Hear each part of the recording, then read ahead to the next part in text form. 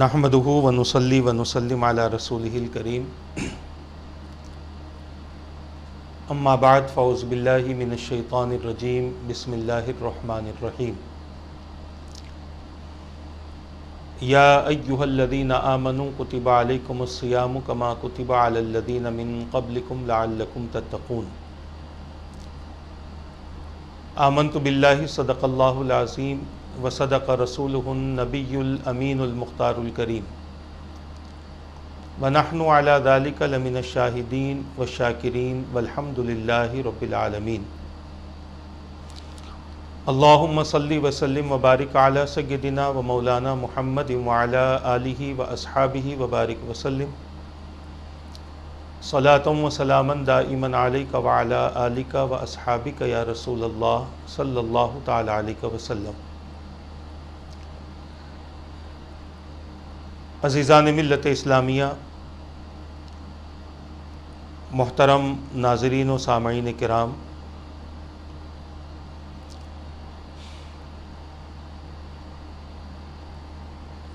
قرآن مقدس کے دوسرے پارے کی 7ویں رکوع کی ابتدائی آیت کو تلاوت کرنے کا میں نے شرف حاصل کیا ہے، جس میں اللہ تبارک و تعالیٰ کا ارشاد پاک ہو رہا ہے، جس کا معنی اور مفہوم یہ ہے: اے ایمان والو، تم پر روزے فرض کیے گئے ہیں جیسا کہ تم سے پچھلی امتوں پر روزے فرض کیے گئے تھے تاکہ تم متقی بن جاؤ۔ ماہ رمضان کیا ہے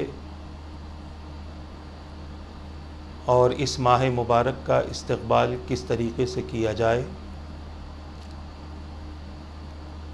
اللہ تبارک و تعالیٰ کے انعامات اس ماہ مبارک میں اپنے بندوں کے لیے کس طرح کے ہیں، اس حوالے سے مسلسل نشستیں چل رہی ہیں۔ اب تک آپ حضرات نے استقبال ماہ رمضان کے حوالے سے چند باتیں سماعت کی تھی۔ آج ہم گفتگو کریں گے کہ رمضان کسے کہتے ہیں اور ماہ رمضان میں اللہ تبارک و تعالی کس طرح سے اپنے بندوں کے لیے مسلسل اپنی عنایات نازل فرماتا ہے۔ اس بات کو سمجھ لیں کہ اس ماہ مبارک میں جو نعمتیں آسانی سے ہم پا سکتے ہیں،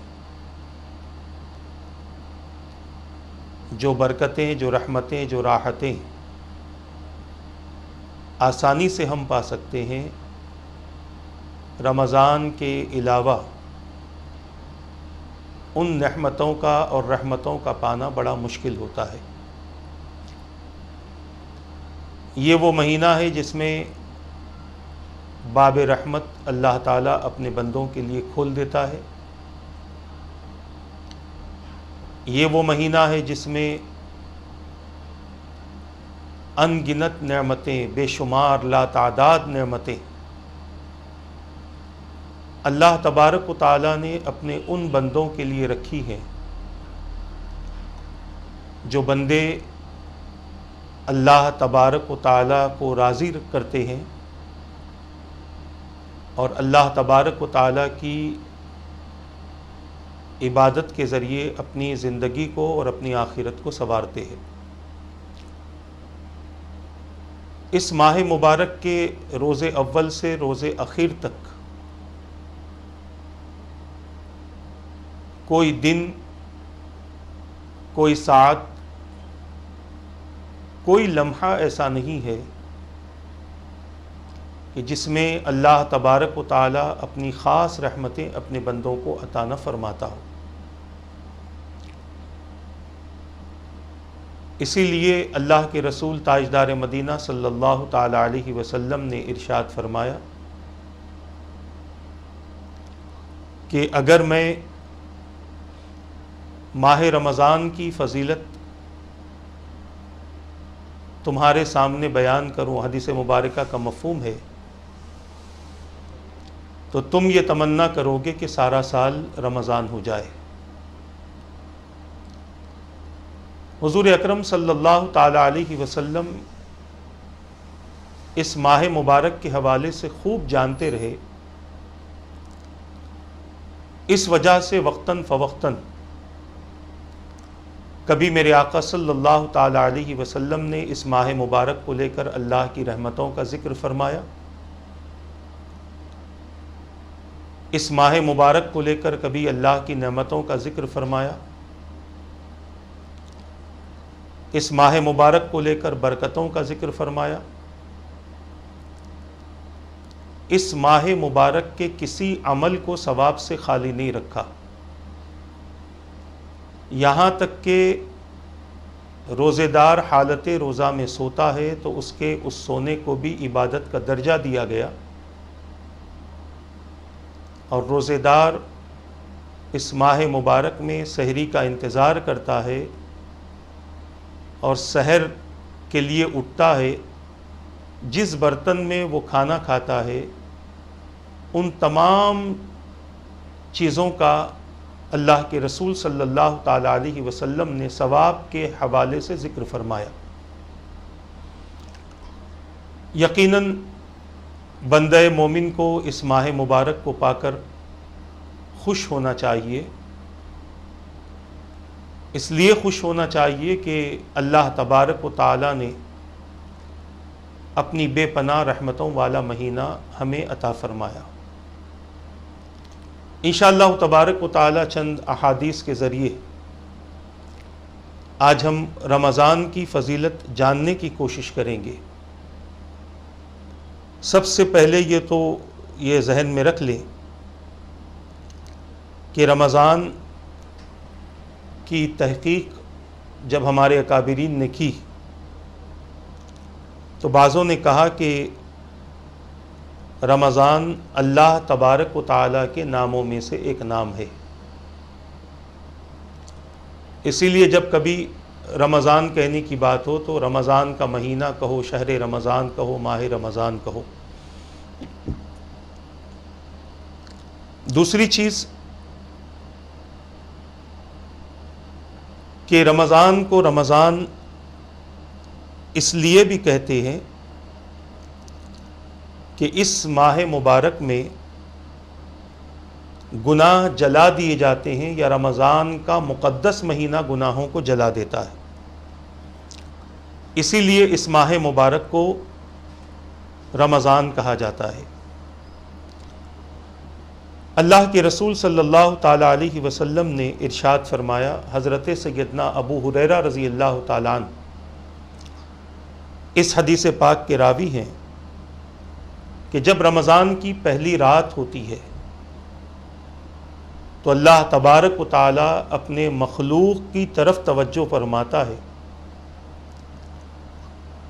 اور جس بندے پر اللہ تبارک و تعالی کی توجہ ہو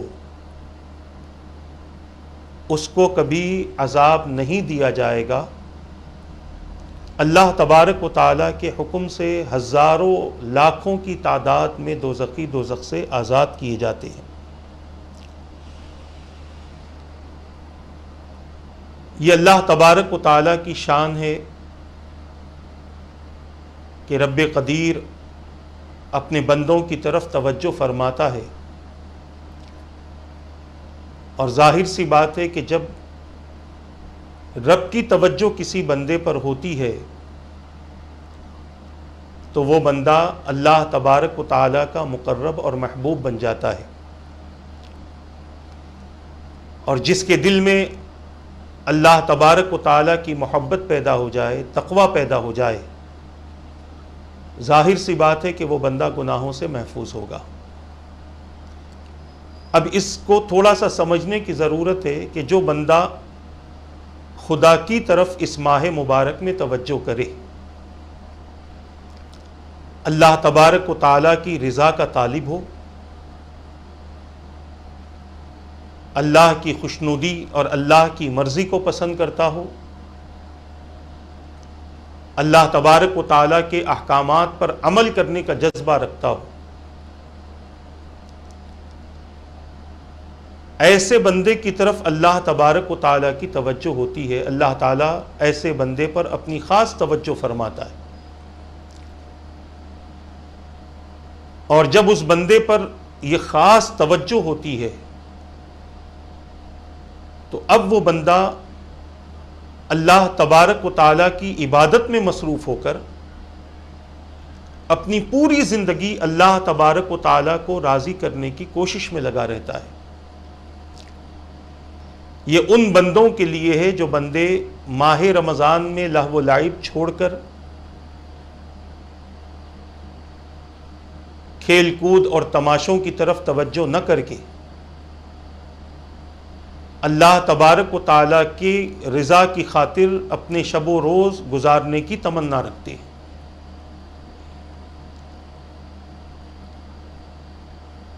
اور اگر یہ بھی کہا جائے کہ اللہ کی توجہ تو ہوتی ہے مگر بندہ اپنے برے عمل کی وجہ سے اپنے آپ کو اللہ تبارک و تعالیٰ کی خاص رحمت سے دور کر لیتا ہے۔ اسی لیے رمضان میں وہ کام کیے جائیں جس سے اللہ تبارک و تعالیٰ کے انعامات اور اللہ تبارک و تعالیٰ کا فضل اپنے بندوں کے لیے خاص ہو جائے۔ عزیزان ملت اسلامیہ، ایک بڑی بہترین حدیث آپ کے سامنے پیش کرنے کی سعادت حاصل کر رہا ہوں، اسے بغور سماعت فرمائیں اور پھر یہ سوچیں کہ یقیناً یہ مہینہ کوئی معمولی مہینہ نہیں ہے۔ اس مہینے میں جو بندے کو ملتا ہے وہ سال کے باقی 11 مہینوں میں ویسی نعمتیں بندوں کے لیے ملنا بہت ہی مشکل بات ہے۔ اللہ کے رسول صلی اللہ تعالی علیہ وسلم نے اس ماہ مبارک کی عظمتیں الگ الگ انداز سے بیان فرمائی ہیں۔ جنت کا تذکرہ فرمایا، جہنم کے دروازوں کے بند کرنے کا ذکر فرمایا، حوران بہش کا ذکر فرمایا، جنت کی نعمتوں کا ذکر فرمایا۔ اب آپ دیکھیں کہ ماہ رمضان میں جو بندہ اللہ تبارک و تعالیٰ کی رضا کی خاطر، اللہ کی خوشنودی کی خاطر روزے رکھتا ہے، دیکھیں اللہ تبارک و تعالیٰ اس کے لیے کیسے کیسے انعامات رب نے تیار فرمائے۔ حضرت ابو مسعود غفاری رضی اللہ تعالیٰ عنہ سے روایت ہے، حضور اکرم صلی اللہ تعالی علیہ وسلم نے ماہ رمضان کا چاند دیکھنے کے دن فرمایا کہ اگر بندوں کو معلوم ہو جاتا کہ ماہ رمضان میں کتنی خیر و برکت ہے تو یقیناً بندے تمنا کرتے کہ کاش ماہ رمضان تمام سال ہو جاتا۔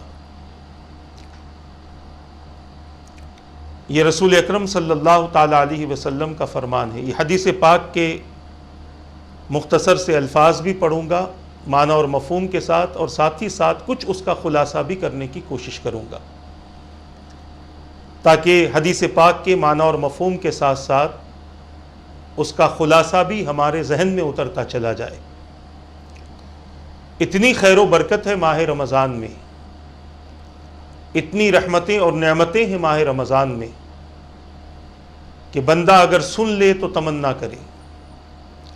یہ ان لوگوں کے لیے ہے جو لوگ ماہ رمضان کا احترام کرتے ہیں، اس کے آنے سے خوش ہوتے ہیں، روزے رکھ کر راضی ہوتے ہیں، الگ الگ طرح سے عبادتیں کر کے اللہ کو خوش کرنے کی کوششیں کرتے ہیں،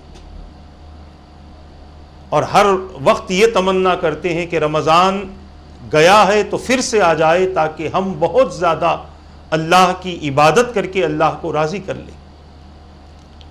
یہ ان لوگوں کے لیے ہے. ہماری اور آپ کی ہم بات کریں تو ہم تو صرف رمضان میں روزہ ہی رکھتے ہیں. کچھ مسلمان تراویح ادا کرتے ہیں. کچھ مسلمان ان میں سے ایسے ہیں جو چند دنوں کے لیے تراویح ادا کرتے ہیں.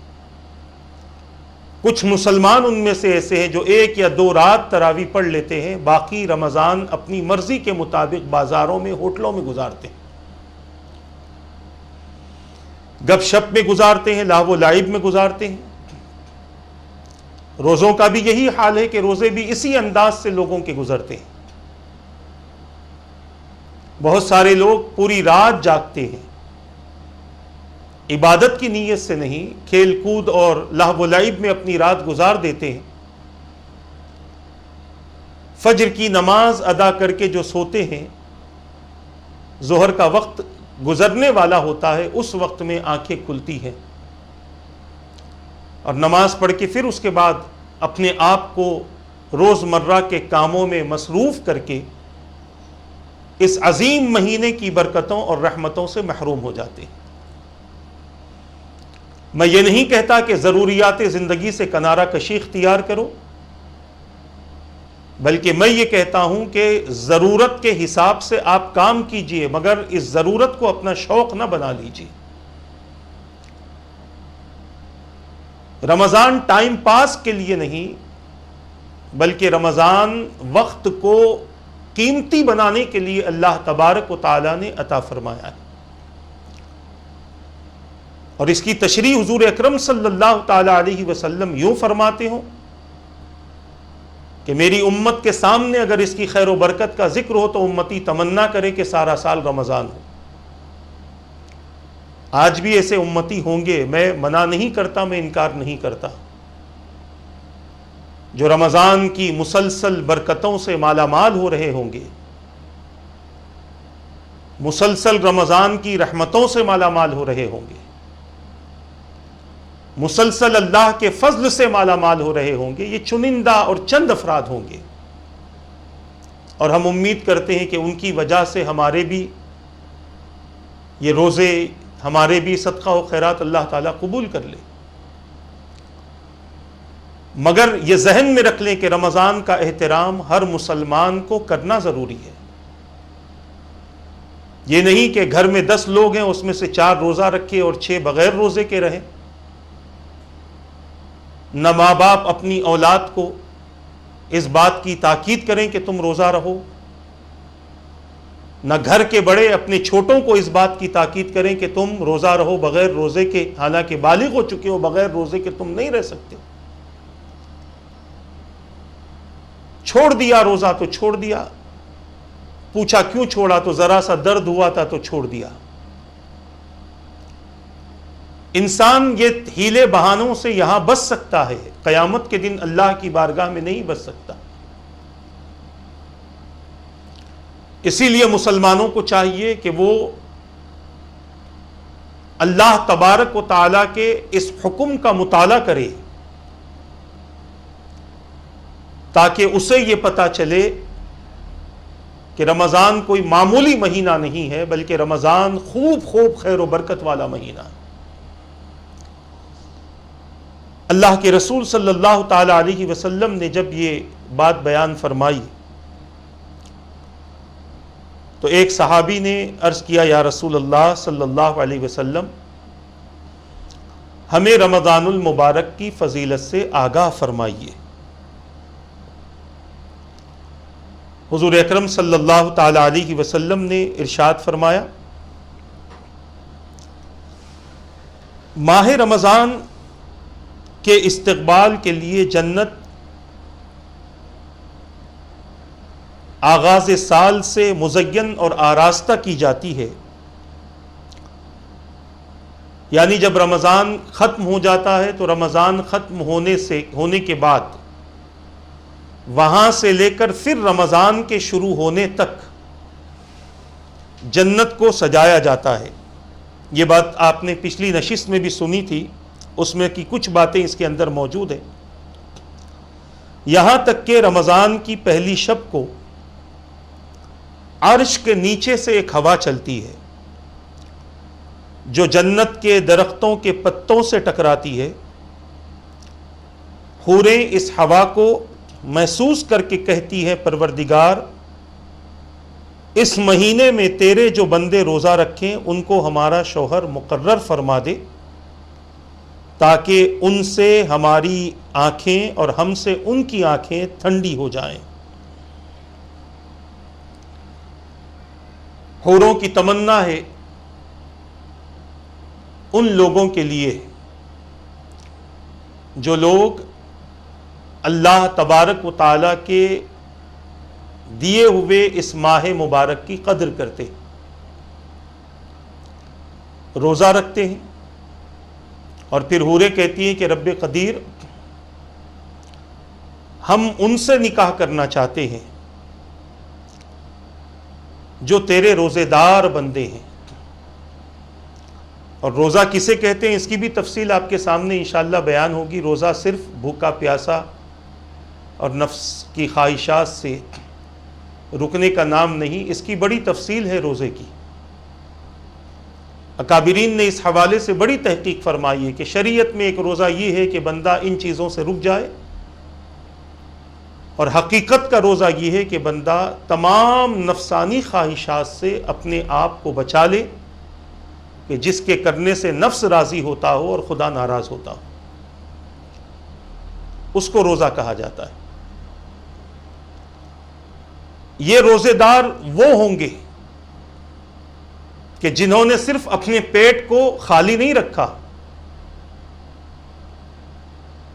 جنہوں نے صرف اپنے آپ کو پیاس سے بچائے نہیں رکھا, پانی کی طلب ہو رہی تھی پانی نہ پیا, کھانے کی طلب ہو رہی تھی کھانا نہ کھایا, باقی کام کرتے رہے, اللہ کی نافرمانی چلتی رہی, اللہ کے احکام کی مخالفت ہوتی رہی, رسول پاک کے فرامین کو پسے پش ڈال دیا گیا, نہ تلاوت صحیح ہے, نہ عبادت صحیح ہے, نہ ذکر و اذکار صحیح ہے, اور نہ اللہ تبارک و تعالیٰ کے احکام کی پابندی ہے. صرف مقصد ہے روزہ رہنا اور رہ گئے, ثواب تو مل جائے گا مگر وہ نعمتیں جو بندوں کو ازلی طور پر عطا کی جانے والی ہیں ان نعمتوں سے بندوں کو محروم کر دیا جائے گا.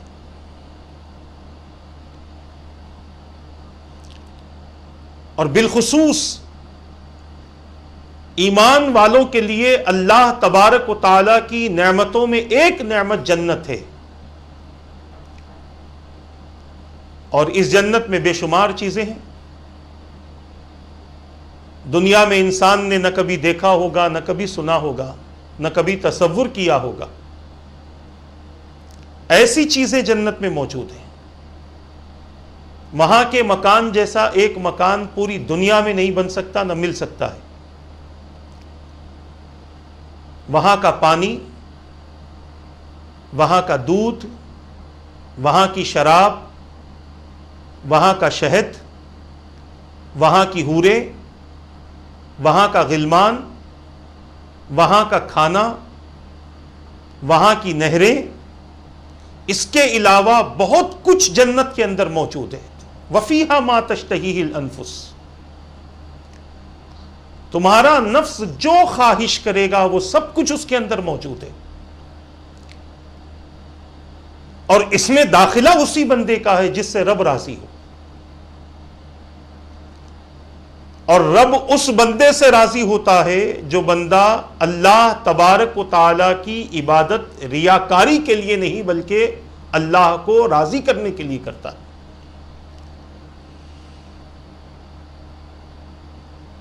وہ خدا کے حقوق بھی ادا کرتا ہے, وہ بندوں کے حقوق بھی ادا کرتا ہے. اس بندے کے لیے جنت ہے. اور بالخصوص انسان تمنا کرتا ہے کہ مولا مجھے جنت عطا کر, مولا مجھے حوریں عطا کر, جنت کے محلات عطا کر. مگر جب بندہ رمضان کو صحیح طور پر گزارتا ہے تو جنت تمنا کرتی ہے کہ مولا اس بندے کو میرے اندر داخل کر دے. حوریں تمنا کرتی ہے کہ مولا اسے ہمارا شوہر بنا دے. اب آپ اندازہ کریں کیا مقام ہوگا اس بندے کا جو بندہ اللہ تبارک و تعالیٰ کی عبادت کی خاطر ماہ رمضان گزارتا ہے. جنت کی حوریں تمنا کرتی ہیں کہ ایسے شخص کو ہمارا شوہر بنا جو روزے دار ہو،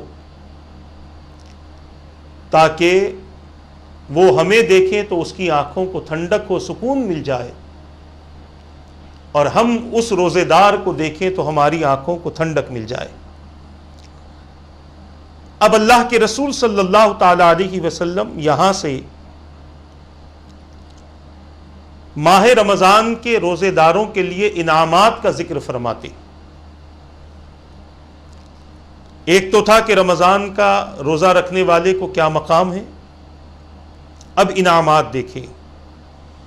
حضور اکرم صلی اللہ تعالی علیہ وسلم ارشاد فرماتے ہیں پس جو بندہ رمضان کے روزے رکھتا ہے اللہ تعالی ایک موتی کے خیمے کے اندر اس کا نکاح کسی ایسی حور سے جو ان حوروں میں سے ہوگی جن کے بارے میں اللہ تبارک و تعالیٰ نے فرمایا حور مقصورات فی الخیام، ان سے نکاح کروا دیتا ہے. اب اس حور کی کیفیت کیا ہوگی؟ اللہ کے رسول صلی اللہ علیہ وسلم فرماتے ہیں ان میں سے ہر حور کے جسم پر 70 جوڑے ہوں گے، 70 لباس وہ حوریں پہنی ہوں گی. ہر جوڑے کا رنگ اور خوشبو دوسرے جوڑے سے الگ اور مختلف ہوگی. ہر ایک کو 70 قسم کی خوشبو عطا ہوگی. ہر حور سرخ یاقوت کے ایسے تخت پر جلوہ فگن ہوگی جو موتیوں سے مزین اور آراستہ ہوگا. ہر ایک کو 70 قسم کی خوشبو عطا ہوگی. اس تخت پر 70 فرش ہوں گے. ہر فرش کا استر ایک اعلیٰ ریشم کا ہوگا. ہر ایک کے اوپر 70 مسندیں ہوں گی. ہر حور کے 70,000 خادم ہوں گے اور شوہر کے بھی اتنے ہی خادم ہوں گے. ہر خادم کے ہاتھ میں سونے کا ایک پیالہ ہوگا جس میں کھانا تو ایک رنگ کا ہوگا لیکن ہر لقمے کا مزہ دوسرے لقمے سے جدا ہوگا. ہر حور کے شوہر کو بھی ایسا ہی انعام ملے گا. وہ بھی سرخ یاقوتی تخت پر بیٹھا ہوگا اور سونے کے 2 کنگن یاقوت سے بنائے ہوں گے وہ اس کو پہنا ہوا ہوگا. یہ انعام ہر اس شخص کے لیے ہوگا جس نے ماہ رمضان کے روزے رکھے. دوسری نیکیاں جو اس کے علاوہ کرے گا اللہ تعالیٰ اس کا اجر اسے الگ عطا فرمائے گا. یہ مکمل حدیث ہے. اللہ کے رسول صلی اللہ تعالی علیہ وسلم نے امت محمدیہ کے روزے داروں کے لیے جنت کی جو نعمتیں نصیب ہونے والی ہیں اس کو ظاہر فرما دیا. یہ مردوں کے لیے بھی ہے عورتوں کے لیے بھی ہے. مردوں کا نکاح تو حوروں سے ہوگا اور جس مرد کی عورت دنیا میں نیک تھی، عبادت گزار تھی، اطاعت شعار تھی، وہ عورت بھی اپنے شوہر کے ساتھ جنت میں داخل ہوگی.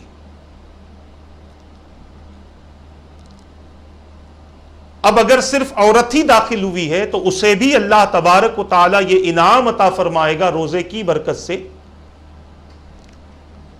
مگر یہ ہوگا کہ حوریں ان کی خدمت کے لیے ہوں گی. حوروں کی کیفیت آپ نے سنی،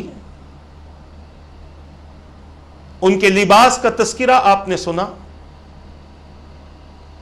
ان کی مسند کا تذکرہ آپ نے سنا،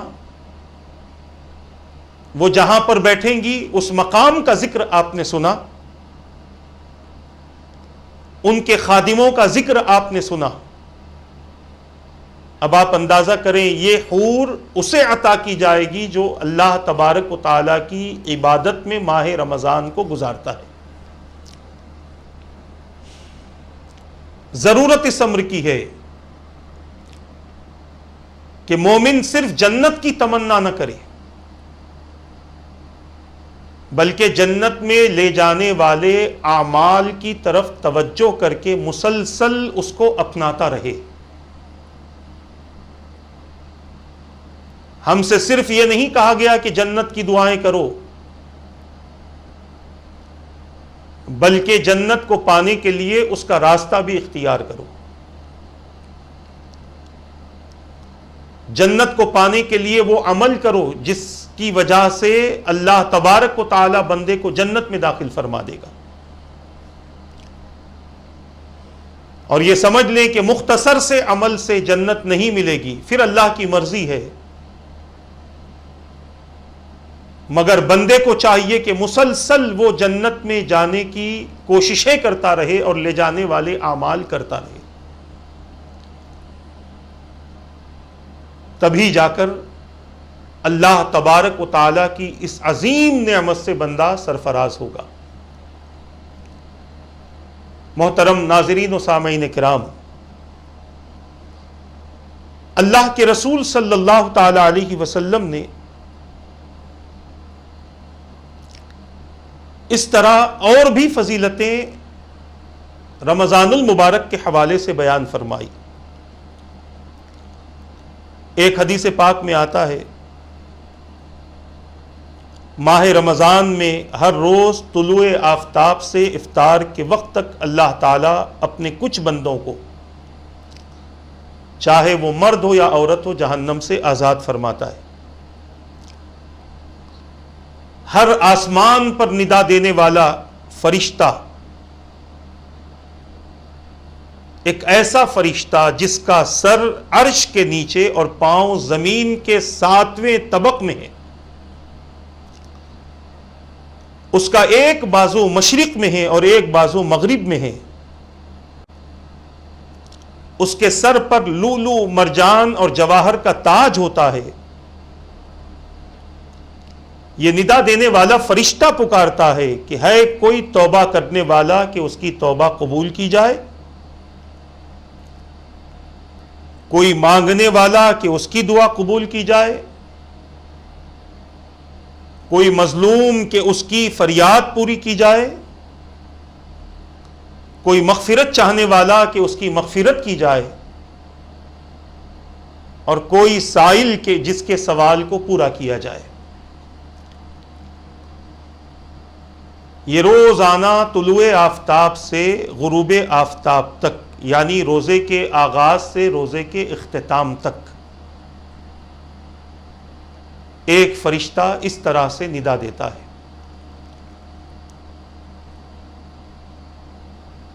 اور ندا سب سے پہلی کیا ہے؟ توبہ کرنے والا۔ ہم میں سے کتنے ایسے ہیں جو ماہ مبارک میں استغفار کا عمل کرتے ہیں، توبہ کی طرف توجہ کرتے ہیں؟ یہ حدیث تو ہم نے سن لی ہے کہ روزے دار کی بخشش ہوتی ہے، روزے دار کی دعائیں قبول ہوتی ہیں۔ افطار کے وقت میں روزے دار کو خوشی نصیب ہوتی ہے، مگر وہ کون سا روزے دار ہے؟ یہ وہ روزے دار ہے جس نے مکمل طور پر شریعت کے حوالے سے اور حقیقت کے حوالے سے روزہ رکھا ہو۔ ہم روزہ تو رکھ رہے ہوں مگر ہماری غذائیں مشکوک ہو، ہمارا دانہ پانی مشکوک ہو، تو پھر آپ اندازہ کریں کہ اس سے ہمارے روزے کو کس قسم کی برکتیں نصیب ہوں گی۔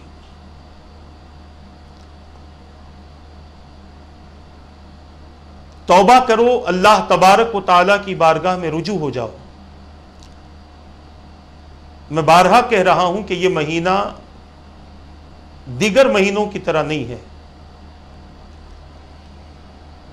اس مہینے میں اللہ تبارک و تعالیٰ نے اپنی بے شمار رحمتوں کے دروازے کھولے ہوئے ہیں، بندہ اس کا تصور بھی نہیں کر سکتا۔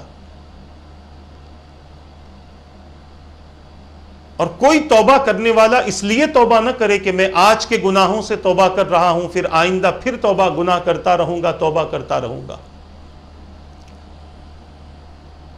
کہیں ایسا نہ ہو کہ اللہ کی رحمت کے ساتھ بندے کا مذاق ہو جائے۔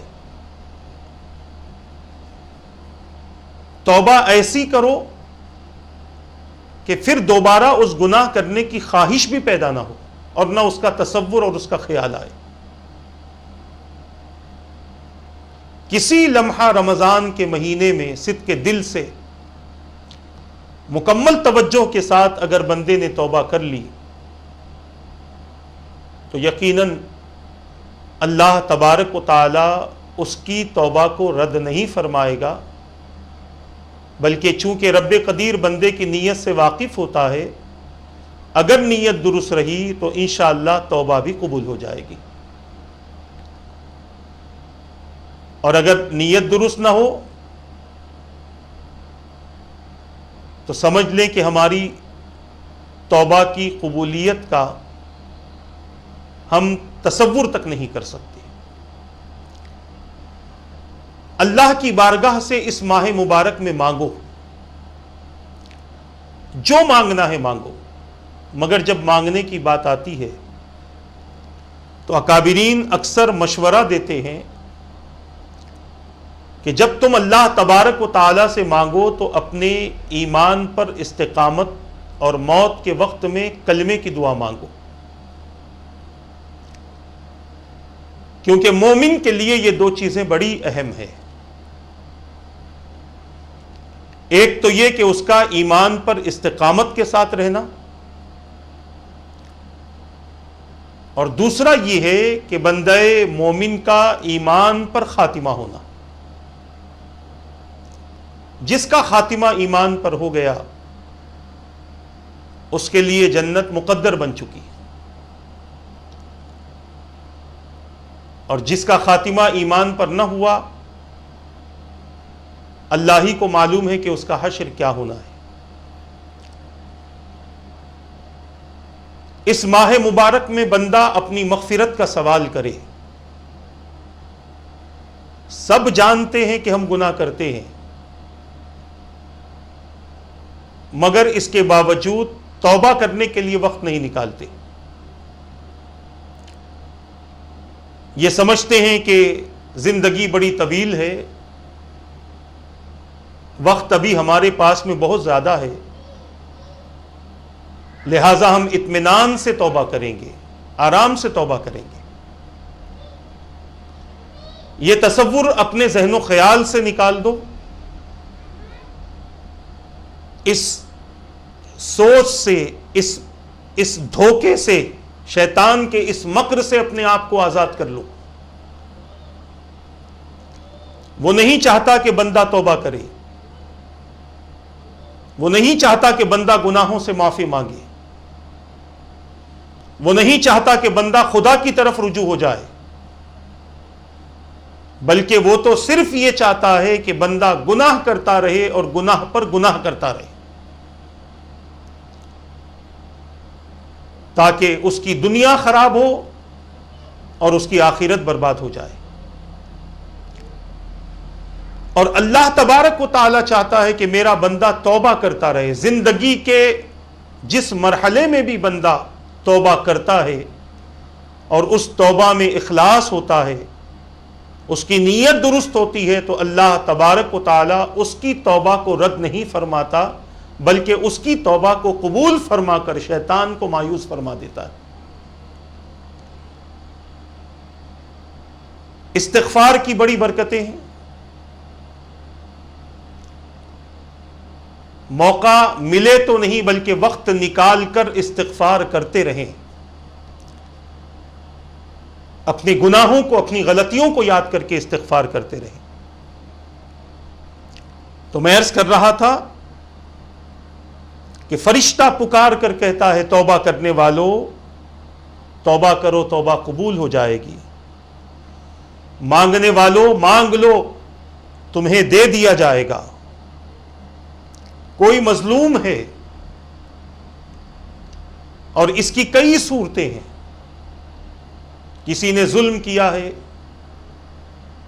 کسی نے اس کا مال چھین لیا ہے، یا پھر وہ ضروریات زندگی سے محروم ہے، کوئی بھی ہو، اللہ کی بارگاہ میں رجوع ہو کر اللہ سے دعا مانگے، اللہ اس کی دعا کو بھی قبول فرمائے گا۔ بار بار صبح سے لے کر شام تک ہر گھڑی اپنے لیے اپنے گناہوں کی معافی کی دعا کرتے رہو، اور ایسا نہ ہو کہ ایک طرف گناہوں کی معافی بھی مانگ رہے ہوں اور دوسری طرف گناہ بھی چل رہا ہے، ابھی پرانا مٹایا ہی نہیں گیا، نئے بھی ابھی چالو ہے، سلسلہ چل رہا ہے، ایسا نہ ہو۔ بلکہ جب گناہوں کی معافی مانگ رہے ہو تو پھر آئندہ گناہوں سے بچنے کی کوشش بھی کرو۔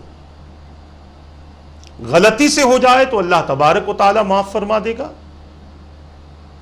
اور اگر نہیں جان بوجھ کر ہم کرتے رہیں گے تب بھی اللہ تبارک و تعالی نے توبہ کے ذریعے اس کو معاف کرنے کا وعدہ فرما دیا۔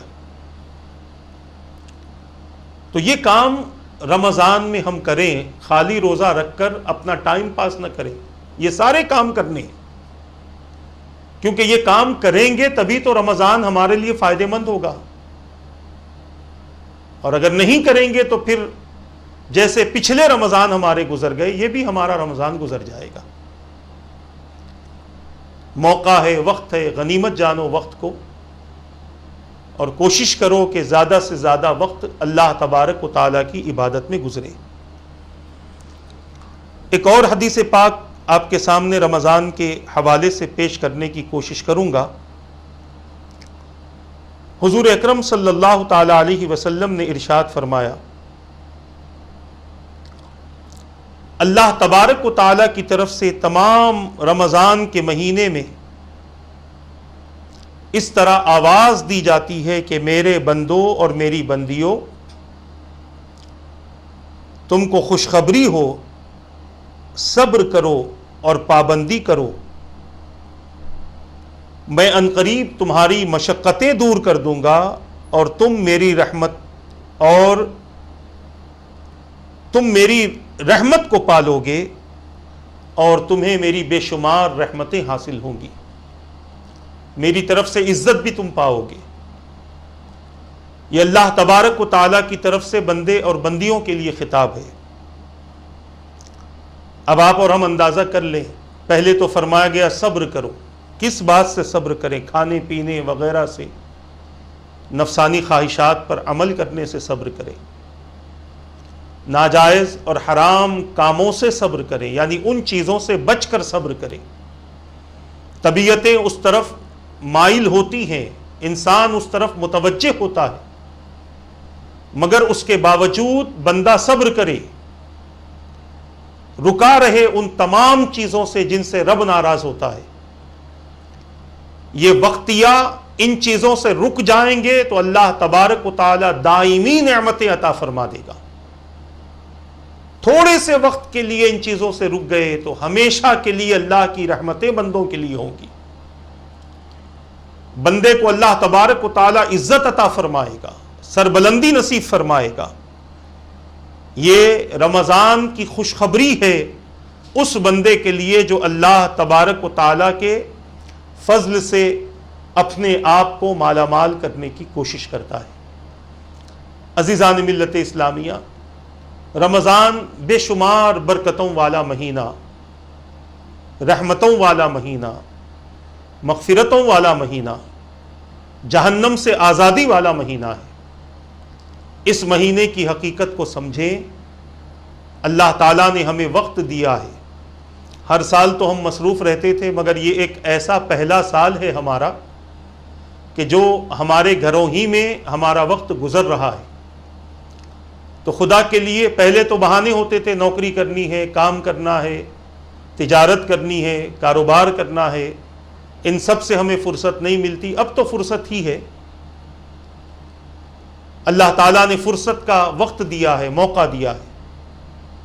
یہ اور بات ہے کہ بہت سارے حضرات اس وقت سے تکلیف میں بھی ہوں گے، مگر میں آپ سے یہی عرض کرنا چاہتا ہوں، اس تکلیف میں چونکہ اب ہم مظلوم ہیں، ابھی آپ نے حدیث سن لی، ہم مظلوم ہیں، مظلوموں کی بھی دعائیں قبول ہوتی ہیں۔ آپ دعائیں مانگو خدا سے، التجائیں پیش کرو خدا کی بارگاہ میں۔ دنیا والے نہیں دیتے تو کیا ہوا، انتظام تو رب ہی فرماتا ہے۔ ایسی جگہ سے انتظام فرمائے گا کہ بندہ تصور بھی نہیں کر سکتا، بندہ خیال تک نہیں کر سکتا، ایسی جگہ سے اللہ تبارک و تعالی انتظام فرمائے گا۔ اس وقت ہم مظلومیت کی حالت میں اپنی زندگی گزار رہے ہیں، اور بہت سارے ایسے بھی حضرات ہیں کہ جنہیں ایسے وقت میں بھی کوئی فکر نہیں ہے۔ الحمدللہ اللہ نے بہت نوازا ہے، مگر ایسے افراد سے میں گزارش کرتا ہوں کہ ان پر بھی نظر کرو کہ جن کے گھر میں سحری کے لیے کھانا نہیں، افطار کے لیے میوہ نہیں ہے، ان کی طرف بھی توجہ کرو۔ تو میں عرض کرنا چاہتا ہوں، فی الوقت ہم حالت مظلومیت کی حالت میں زندگی گزار رہے ہیں۔ اس فرصت کے وقت کو کھیل کود میں، تماشوں میں خراب نہ کرو، بلکہ اس فرصت کے وقت کو اللہ تبارک و تعالیٰ کی عبادت میں زیادہ سے زیادہ گزارنے کی کوشش کرو۔ پچھلے رمضانوں میں تو ہمارے پاس میں ہیلے تھے، بہانے تھے، مگر اس رمضان میں کوئی ہیلا بہانہ نہیں ہے، لہٰذا زیادہ سے زیادہ اللہ نے موقع دیا ہے، اس موقع کو غنیمت جان کر ذکر و اذکار کریں، درود پاک پڑھیں، قرآن کریم کی تلاوت کریں، کچھ وقت نفل اعتکاف کی نیت سے بیٹھ جائیں، تسبیح پڑھیں، تہلیل پڑھیں، تحمید پڑھیں، تقدیس پڑھیں، جس قدر ہو سکے زیادہ سے زیادہ اللہ تبارک و تعالیٰ کی عبادت کریں۔ انشاءاللہ اگلی نشست میں آپ حضرات کے سامنے رمضان کے حروف اور ان کی برکتوں کے حوالے سے تھوڑی سی گفتگو ہوگی کہ رمضان میں جو 5 حروف ہیں اس کی برکتیں کیا ہیں، اس حوالے سے مختصر سی گفتگو ہوگی۔ پھر ساتھ ہی ساتھ روزے کی جو فضیلتیں ہیں، اللہ تبارک و تعالیٰ نے روزے داروں کے لیے کیا انعام رکھا ہے، اس حوالے سے بھی انشاءاللہ تبارک و تعالیٰ گفتگو ہوگی۔ اللہ تبارک و تعالیٰ سے دعا ہے کہ رب قدیر جو کچھ کہا گیا کہنے میں غلطی ہو تو اپنے حبیب کے صدقے معاف فرما دے، ان باتوں پر مجھے اور ان سب کو عمل کی توفیق عطا فرما۔ پروردگار اپنے فضل و کرم سے اپنی خوب خوب عنایتیں ہمیں نصیب فرما دے، خوب خوب رزق کا ہمارے لیے انتظام فرما دے۔ مولا، جن بندوں پر اس ماہ مبارک میں تیری خاص توجہ ہوتی ہے ان میں ہم سب کو شامل فرما لے۔ اے پروردگار، اس ماہ مبارک کو ہمارے لیے بخشش اور نجات کا ذریعہ بنا دے۔ رب قدیر، اس ماہ مبارک میں جتنے تیرے بندے پریشان ہیں ان کی پریشانیوں کو دور فرما۔ جن گھروں میں سحر و افطار کا انتظام نہیں ہے، مولا تو ہی انتظام فرمانے والا ہے، ان کے لیے سحر و افطار کا انتظام فرما دے۔ اور جن کے پاس میں بے شمار تیری نعمتیں موجود ہیں، مولا ان بندوں کو، تیرے مظلوم اور غریب بندوں کی فکر کرنے کی توفیق عطا فرما دے۔ رب قدیر، جو لوگ اس ماہ مبارک میں تیرے بندوں کی مدد فرما رہے ہیں ان کے رزق میں اور برکتیں عطا فرما۔ تیرے تمام بندوں کی بیماریوں سے حفاظت فرما، وبا سے حفاظت فرما، بلاؤں سے حفاظت فرما، ظالموں سے حفاظت فرما، حاسدوں سے حفاظت فرما، فتین سے حفاظت فرما، ہر قسم کے شر سے، ہر قسم کی نظر بد سے ہم سب کی حفاظت فرما۔ صحت و عافیت کے ساتھ پورا رمضان عطا فرما دے، رمضان کے روزے بھی صحت و عافیت کے ساتھ عطا فرما دے۔ جن لوگوں نے دعاؤں کے لیے کہا کہتے رہتے ہیں ان کے جائز مقاصد کو پورا فرما برحمتک یا ارحم الراحمین۔ وما علینا الا البلاغ۔ السلام علیکم ورحمۃ اللہ وبرکاتہ۔